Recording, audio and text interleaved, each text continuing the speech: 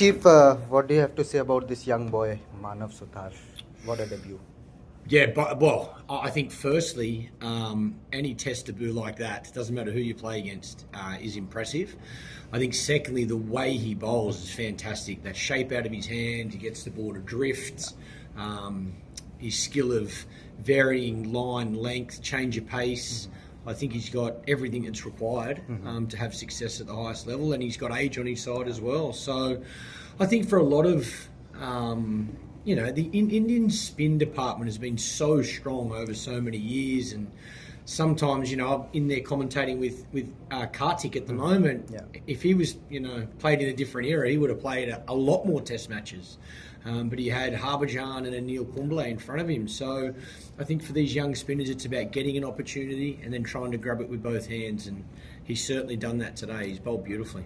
Chief, you also had 6 wickets in an innings in Test cricket. But to have it in the debut Test innings, how much does this boost his confidence and give him? Well, I think your debut is about. I think you feel like you're ready to play at the highest level, and you feel like you can have success. But I think if you actually go out and do it, it actually gives that self-belief and that self-confidence so much more. Right. It goes from I think I can to I know I can, and he certainly showed that. He's bowled beautifully both yesterday and today. Sorry. Later this year or next year, early next year, Australia will be coming here. Yeah. This time, no Ravichandran Ashwin. Ravindra Jadeja is also at the fag end of his career. Do you see this young boy being a big threat for the Aussies? I see 3 spinners being a big threat. If I was India, I'd be producing wickets that turn. There's no doubt about it. I think Australia has struggled to spin bowling. If anything, I think we've gone backwards, not forwards, when it comes to facing spin bowling. We've just come off a loss in Pakistan, one-day series again. Spinners bowled us out. I've got some real concerns about the way Australia's playing spin bowling. Our luxuries, we've got Nathan Lyon, who's a wonderful bowler, world-class bowler. So hopefully Lino stays fit. We'll need him over here. But we've got to also find some other spin bowling options, which we've got. But they've got to work out who the best is. But I would imagine Australia will need to prepare to face a lot of spin when they come to India. And if I was India, I'd be producing wickets like this. Yeah. Since the last Border Gavaskar Trophy, how have you seen this Indian team go into a transition, grow into Test cricket? England was a great Test tour for them, 2-2 there, but in home we have suffered a bit of losses, series defeats. So look, I think India has high, like every country has high expectations, especially playing in their own backyard. Right. So I think that's probably the one goal for India in Test match cricket. They want to get back to winning at home first and foremost, and make that very hard for any team that tours India. Make it hard for them to win. They got the players, there's no doubt about it. Obviously, Rohit Sharma's not playing anymore. Virat Kohli's not playing anymore. So Ashwin's not there. So they've lost some senior players. But this team has a lot of skill, a lot of class. I think it's just that time together.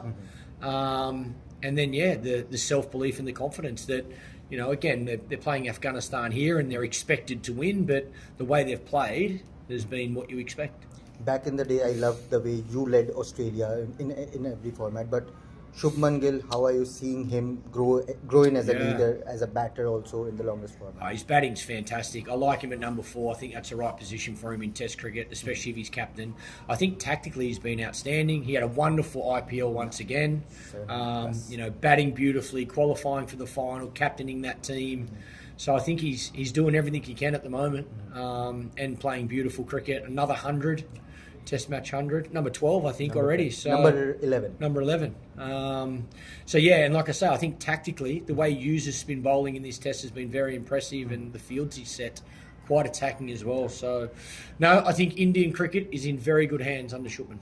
And how are you seeing 𝐸𝐤𝐻𝐿 Gambhir, the way he has led this Indian team? White ball, he has achieved success, 3 ICC trophies under him.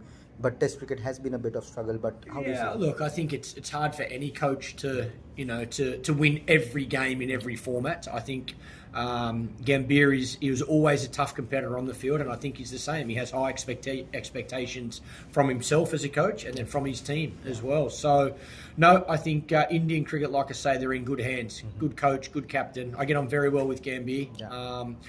you can obviously see his passion as well. He wants this Indian team to do well. He loves winning. He did as a player as well, and he's very happy doing it the way he thinks is best for his team. And I think as a head coach these days, there's a lot of distractions, and same as a captain, there's a lot of criticism that comes your way. I think you need to have the courage to back yourself, back your team, and do it your way. And I think Gambia is doing that. Is he a misunderstood character? I can only go on how I know him, and I don't think from my perspective, I get on very well with him. I think he was a tough competitor on the field, a wonderful player. I just think he's very confident and certain in how he wants to do things. He's got the team around him that he wants, and he backs them. He's going to do it his way, and I think we see that with a number of coaches. I think Andrew McDonald with the Australian team copped a lot of criticism when he come in. He backed his style and the way he does it. Australia's had a lot of success.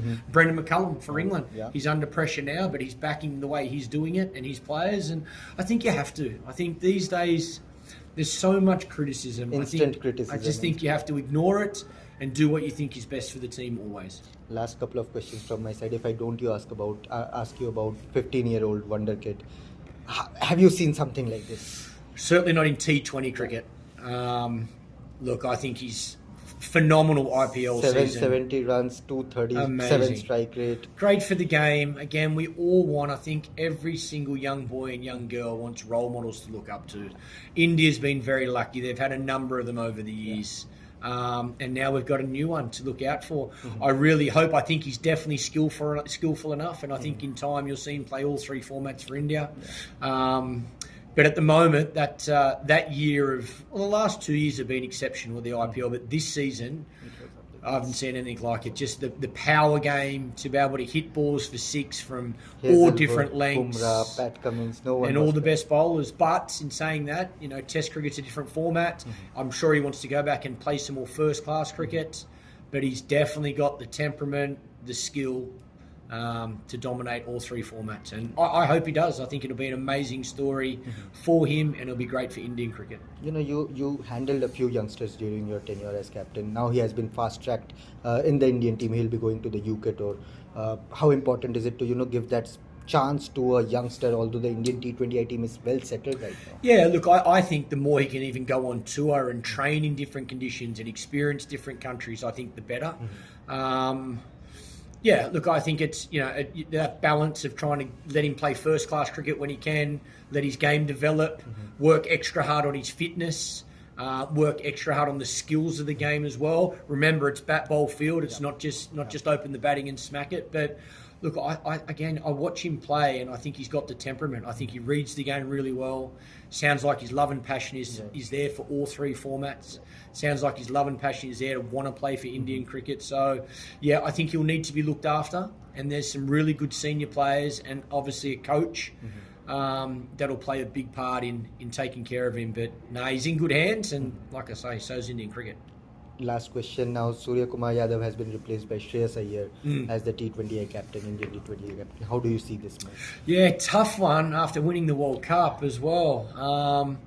Look, I think it's, I think the one thing that the selection, generally when selection's spoken about, it's about form, who's scoring runs, who's winning games. But yeah, I do think it's tough on Sky after winning a World Cup to lose the captaincy.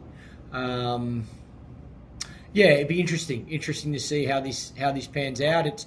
I think the only thing I can put it down to is I think Australian cricket does this as well. After a World Cup campaign, you generally look to the next World Cup. So it seems like Indian cricket's got one eye on, okay, we've just had our World Cup campaign. Now we're going to look to the future. That's all I can really think of. But from Sky's point of view, because I really liked Sky and I thought he did a great job. I feel for him. Just short of runs, which cost him this place. Last one. India needs 7 or 8 out of 9 matches in this World Test Championship cycle. 2 matches in Sri Lanka, 2 matches in New Zealand, 5 against Australia at home. Going to be tough, but they're good enough. But it's going to be tough. There's no doubt about it. Playing in Sri Lanka is hard, different conditions, a lot more variation in the surface. Slower wickets than what we see here as well. New Zealand, swing bowling, going to be tough. Australia coming here. Look, I think playing in India, that's what I say. I think first and foremost, India needs to get back to they shouldn't lose games in their own country. I think they know the conditions so well. That would be first and foremost. They can do it. They can qualify. There's no doubt about it. But they're going to have to be at their best. But three great series to look forward to. Sri Lanka, New Zealand, and Australia here. Exciting time, exciting Test cricket for India, for Australia, Sri Lanka, and New Zealand.